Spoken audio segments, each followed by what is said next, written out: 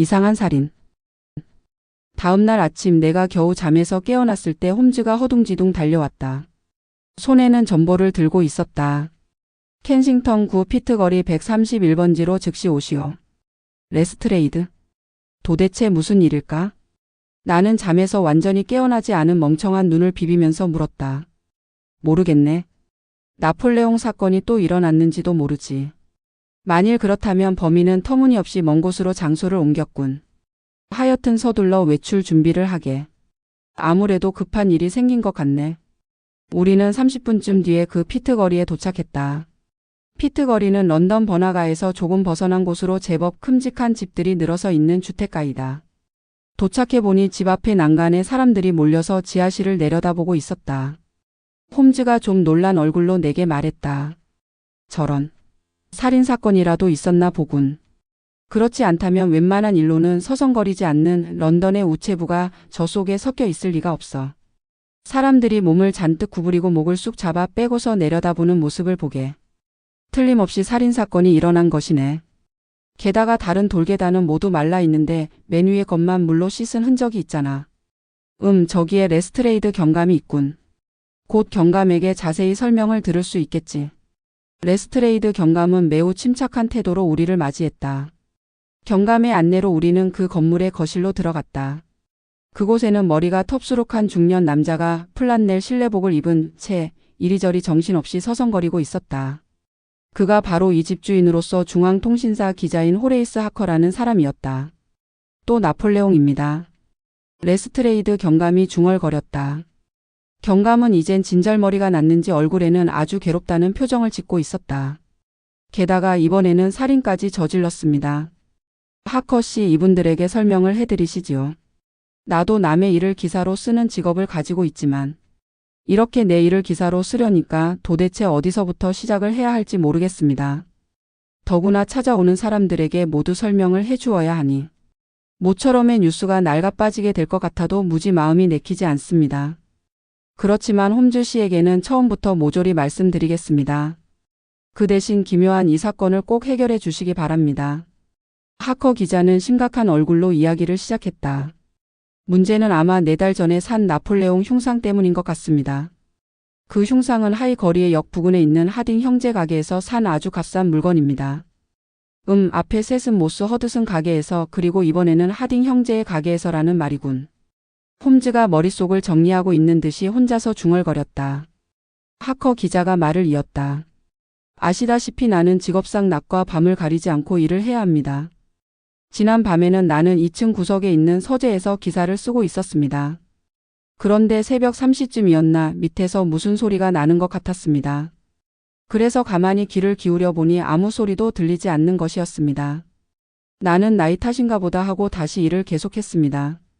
그런데 5분쯤 지나자 갑자기 끔찍한 비명이 들렸습니다. 나는 등골이 오싹해졌습니다.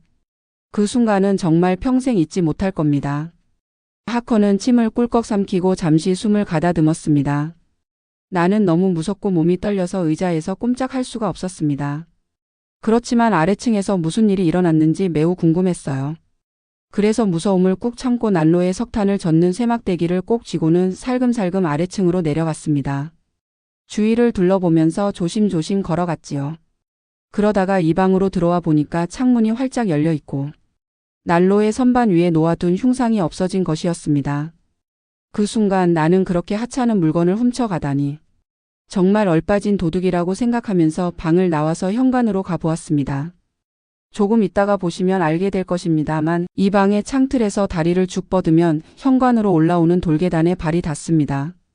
도둑도 아마 그렇게 해서 방 안으로 들어왔을 것입니다. 그런데 현관문을 열고 깜깜한 밖으로 발을 내딛는 순간 나는 뭔가 물컹한 것에 걸려서 하마터면 넘어질 뻔했습니다. 급히 불을 밝히고 살펴보니 놀랍게도 그것은 남자의 시체가 아니겠습니까? 그는 목이 깊숙하게 찔려서 그 주위가 온통 피바다였습니다. 한쪽 무릎을 세우고 입을 크게 벌리고 똑바로 누워있는 그 모습은 보기만 해도 소름이 끼칠 정도였습니다. 나는 정신없이 방범용 호루라기를 불고는 그 자리에 쓰러지고 말았습니다.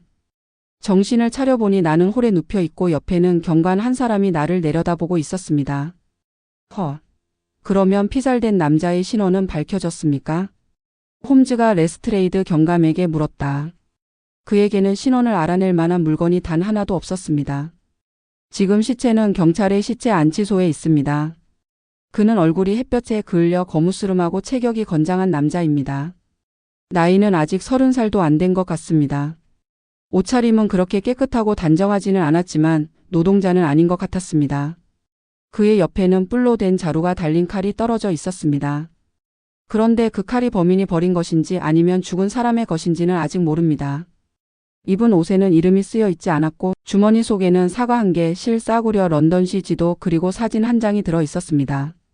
바로 이 사진입니다. 홈즈는 사진을 받아들고 한참 동안 들여다보았다. 그것은 작은 사진기로 찍은 사진이었다.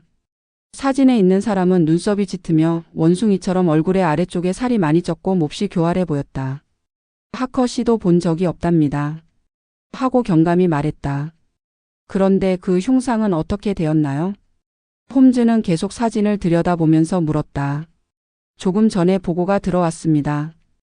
여기서 별로 멀지 않은 캠프턴 하우스 거리에 있는 어느 빈집들의 산산조각으로 부서져 있답니다. 지금 그리로 가려던 참인데 같이 가보시겠습니까? 그랬으면 좋겠습니다만 먼저 여기부터 자세히 조사해 보아야겠습니다. 홈즈는 창문과 현관으로 올라오는 계단 사이를 자세히 조사하기 시작했다. 범인은 유난히 다리가 길고 매우 몸이 날랜 사람인 듯합니다. 여기서 창문으로 올라가다 자칫 잘못하면 지하실까지 굴러 떨어지고 말지요. 게다가 여기에 서서 창틀을 짚고 창문을 열어젖히다니 보통 사람으로서는 어림도 없는 일입니다. 하지만 밖으로 나갈 때는 그렇게 어렵지는 않겠군요. 하커 씨도 부서진 흉상을 구경하러 가시겠습니까? 맥 빠진 표정을 짓고 있는 하커 기자는 의자에 걸터 앉은 채로 꼼짝도 하기 싫은 모양이다. 이번 사건을 대강 기사로 써 두어야겠습니다. 물론 저녁 신문 초판에는 간단하게 기사가 실려 있겠지만 자기 집 현관에서 일어난 살인사건의 기사를 다른 신문사에게 뒤진다면 그야말로 체면이 안 서지요. 하커 기자가 펜으로 사그락사그락 종이를 긁는 소리를 들으면서 우리는 밖으로 나왔다. 부서진 나폴레옹 흉상이 발견된 곳은 하커 기자 집에서 200-300m 정도 떨어진 곳이었다. 흉상은 마치 원수를 붙잡아서 때려 부수기라도 한 듯이 온통 가루가 되어 잡초들 사이에 흩어져 있었다. 홈즈는 몇 조각을 집어들어서 이리저리 살펴보았다. 그가 흉상 조각을 살펴보는 심각한 표정으로 보아서는 아마 어떤 실마리라도 잡은 것 같았다. 어떻습니까? 하고 레스트레이드 경감이 물었더니 홈즈는 어깨를 움츠렸다. 아직 멀었습니다. 하지만 몇 가지 알아낸 것이 있습니다. 첫째, 이 별난 범인에게는 하찮은 흉상을 손에 넣는 것이 사람의 목숨보다도 중요했습니다. 둘째, 만일 범인의 목적이 흉상을 부수는 것만이라면 집안에서 바로 부수거나 집을 나오자마자 즉시 부술 수도 있었습니다. 그런데 무엇 때문에 이런 데까지 들고 왔을까요? 집을 나오다가 누구와 마주쳤기 때문에 이곳까지 도망쳐 온 것은 아닐까요? 그럴지도 모르지요. 그렇지만 이 집의 위치를 잘 살펴보십시오. 레스트레이드 경감은 당황하여 사방을 둘러보고 나서 말했다. 빈집이니까 아무에게도 들키지 않을 거라고 생각했을 테죠. 그렇겠죠. 그러나 빈집을 골라서 들어갈 생각이었다면 이 집까지 오기 전에도 빈집이 한 채 있었습니다. 흉상 같은 것을 들고 다니면 남의 눈에 띄기 쉬우므로 조금이라도 빨리 숨기고 싶은 것이 보통 사람들의 심리가 아니겠습니까? 휴, 정말 복잡하군요. 나는 전혀 모르겠습니다. 레스트레이드 경감이 두 손 들었다는 신용을 했다. 그러자 홈즈가 웃으면서 바로 머리 위에 있는 가로등을 가리켰다. 여기에 있으면 발밑이 훤히 보입니다. 하지만 저쪽의 빈집엔 가로등이 없어 깜깜합니다. 그러니까 그 흉상을 들고 여기까지 온 것입니다. 그 말도 듣고 보니 그렇군요. 바니커 선생 댁의 흉상도 현관의 전등 근처에서 부서져 있었습니다. 홈즈 선생, 이것을 어떻게 해결하면 좋을까요? 우선 내가 지금까지 한 말을 잘 기억해 두십시오. 앞으로 수사를 하는데 많은 도움이 될 겁니다. 그건 그렇고 레스트레이드 경감. 앞으로의 수사 방침은 어떻습니까? 먼저 피해자의 신원을 조사하겠습니다. 이것은 쉽게 알아낼 수 있을 것 같습니다. 그 다음에는 피해자의 친구들을 조사해서 피해자가 어젯밤에 피트거리에서 무엇을 했는가를 알아보려고 합니다. 그러면 그가 호레이스 하커시 댁 현관에서 누구를 만났고 어째서 목숨을 잃었나 그 까닭을 알게 될지도 모릅니다. 좋은 방법이로군요.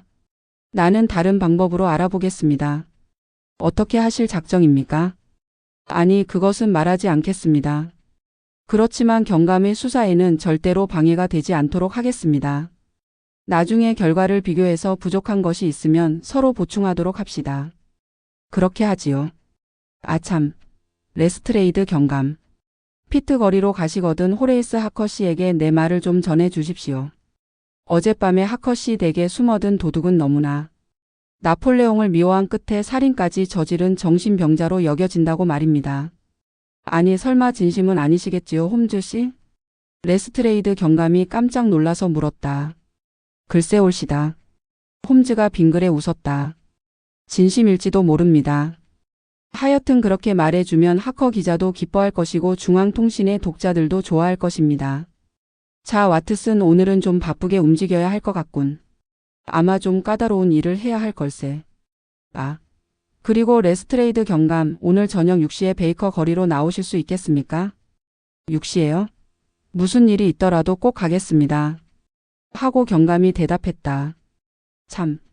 그리고 시체의 주머니에서 나온 이 사진은 그때까지만 빌려주시지 않겠습니까? 예, 좋습니다. 그런데 오늘 저녁 6시에 도대체 무슨 일이 있습니까? 내 추리가 틀리지 않는다면 오늘 밤에는 좀 멀리 여행을 해야 할 것 같습니다. 아니, 여행이라고요? 예, 그렇습니다. 그때에는 당신도 꼭 함께 가서 힘을 빌려주셨으면 좋겠습니다.